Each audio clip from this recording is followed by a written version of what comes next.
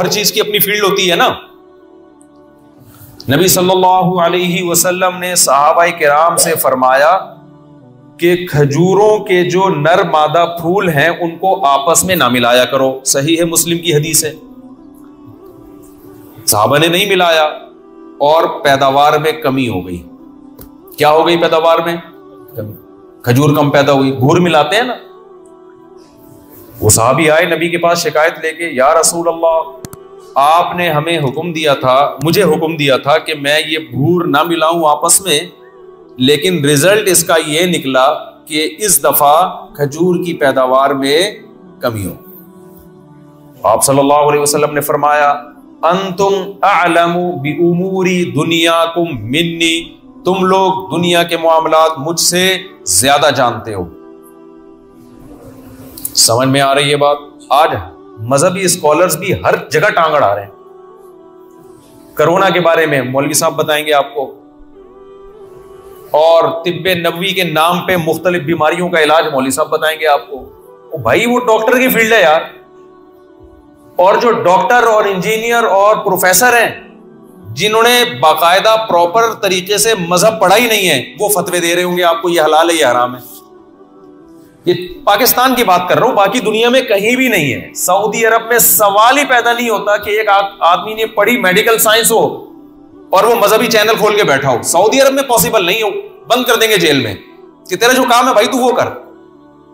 या कोई मुफ्ती साहब हो और वो मेडिकल साइंस की बातें, लोगों को दवाओं की बातें बता रहे हो, उस मुफ्ती को सऊदी अरब बंद कर देगा। सिर्फ सऊदी अरब में नहीं, पूरी दुनिया में। लेकिन पाकिस्तान जिंदाबाद। हमें मुल्क, अपने मुल्क से मोहब्बत है, तभी हम ये बातें दुख के बयान करते। जिसने मजहब नहीं पढ़ा, चंद किताबें पढ़ ली हैं, पढ़ा कुछ और है, चैनल किसी और चीज का चला रहा है। आपको याद होगा एक ज़ियाउल हक शहीद रहमतुल्लाह अलैह जो थे, शहीद सेंस में जहाज तबाह हुआ ना, हादसाती मौत तो जो भी होती है शहादत की होती है। तो उनके बाद जो था क्या हुआ कि वो एक सदर साहब आए, उन्होंने कुरान की तफसीर लिखी। हम लोग ने कहा कि यार ये तो सारी जिंदगी इनकी सियासत में गुजरी है, ये कुरान की तफसीर कैसे लिख रहे हैं? तो जिस चीज में जिंदगी गुजरी है वो लिख, उसके अलावा कुछ कोई और काम कर रहा है वो। खैर, हमारे नबी सल्लल्लाहु अलैहि वसल्लम ने फरमाया कि अंतुम अअलमु बि उमूरी दुनियाकुम मिन्नी, तुम लोग दुनिया मुझसे ज्यादा बेहतर जानते हो। तो मैंने तो एक मशवरा दिया था, मेरी एक राय थी, दुनिया के मामले में मेरी राय सही भी हो सकती है और गलत भी। फरमाया फइदा अमरतुकुम बि अमरी दीनिकुम फत्तकुल्लाह मस्ततातुम, कि जब मैं तुम्हें दीन के मामले में कोई बात हुक्म दूं तो अल्लाह का की से डरो, और जब दुनिया के मामले में हुक्म दूं तो तुम दुनिया मुझसे ज्यादा जानते हो। किस कदर वाज़े और 2 और 2 4 की तरह हदीस है। भाई, मजहब का टॉपिक अखलाकियात सिखाना है, इंसान को इंसान बनाना है। मजहब अगर पैसा कमाने की भी तरगीब दे रहा है, वो इसलिए ताकि आप लोगों के सामने हाथ ना फैलाएं, क्योंकि अल्लाह को ये चीज पसंद नहीं है कि इंसान मखलूक के सामने हाथ फैलाए। ये गैर अखलाकी हरकत है। अल्लाह चाहते हैं कि तुम अल्लाह के मोहताज हो, अल्लाह ही के बन के रहो, अपने जैसों के सामने हाथ ना फैलाओ। तो ये इसका ताल्लुक चूंकि अखलाकियात से है, इसलिए मजहब आपको पैसा कमाने की तरगीब दे रहा है, लेकिन लालची बनने से रोक रहा है, क्योंकि पैसा आने के साथ लालच आना ये गैर अखलाकी हरकत है। इसलिए मजहब साथ साथ ये भी कह रहा है, पैसा कमाओ, पैसे की हवस पैदा बोलो मत करो। पैसा अगर अल्लाह ने दिया है गुरबा और मसाकीन पे खर्च करो, छिन जाए तो बहुत ज्यादा टेंशन ना लिया करो।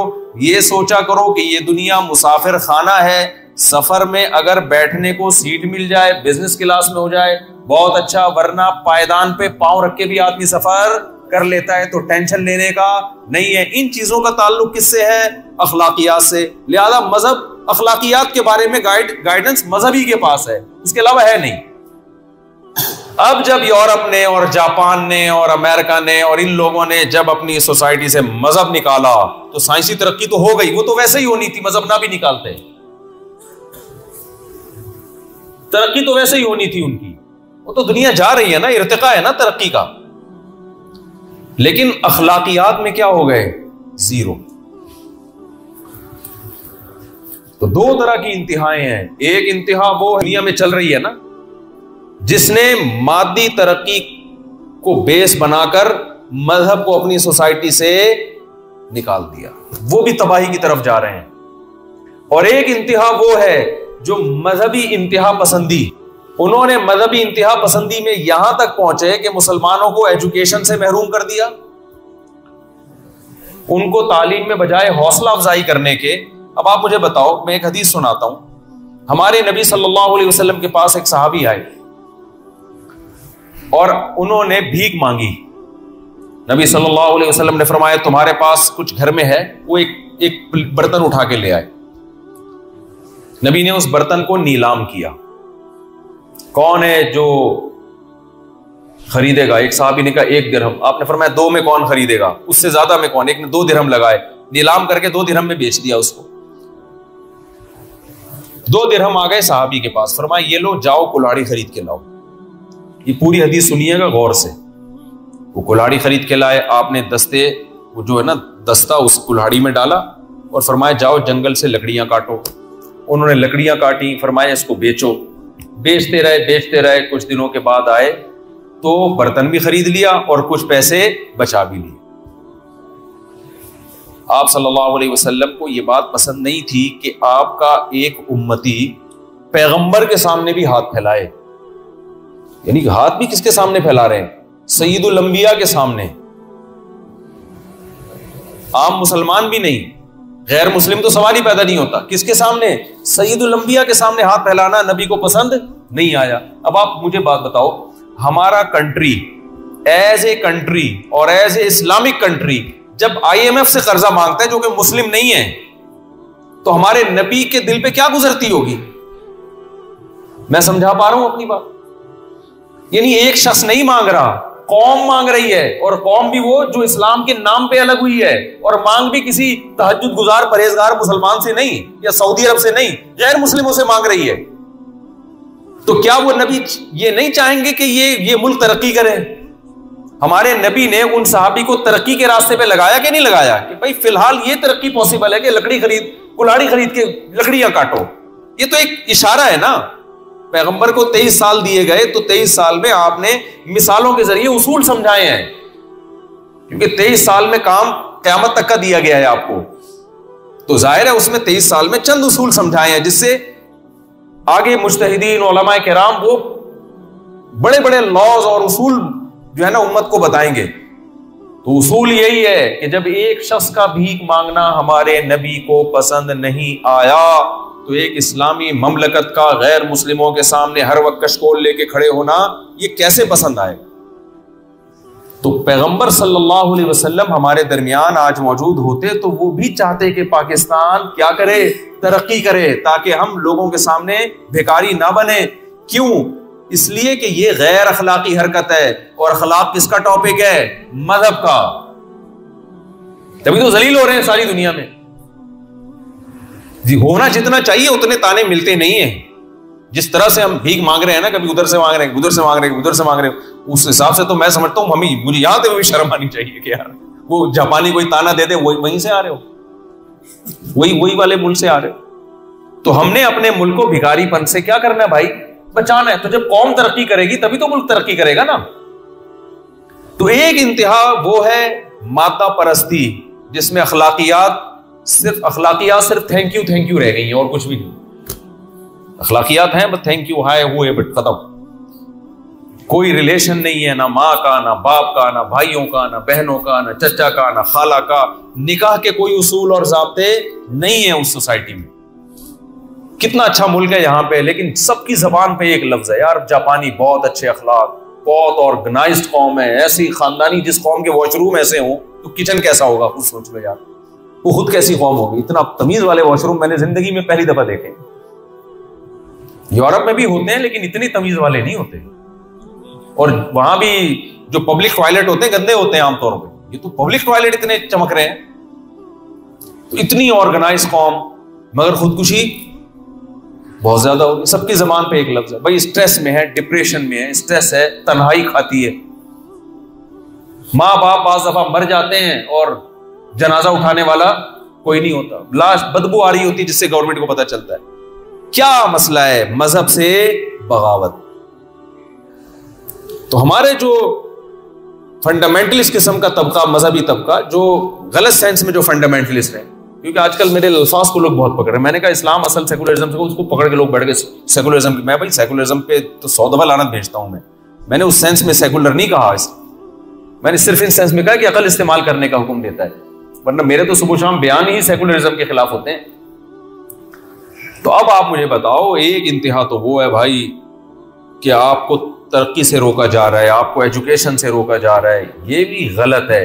और एक इंतहा वो है जिसकी तरफ कुफर जा चुका है कि मजहब को अपनी सोसाइटी से, अल्लाह को अपनी सोसाइटी से बिल्कुल निकाल भाग। तो अल्लाह ने आपको मुसलमान पैदा किया है, आप यहां तरक्की करने की पूरी कोशिश करें, जो कि कर रहे होंगे। ये सिस्टम ही ऐसा बना हुआ है, मेरा ख्याल है यहां बेकार आदमी का गुजारा हो नहीं सकता।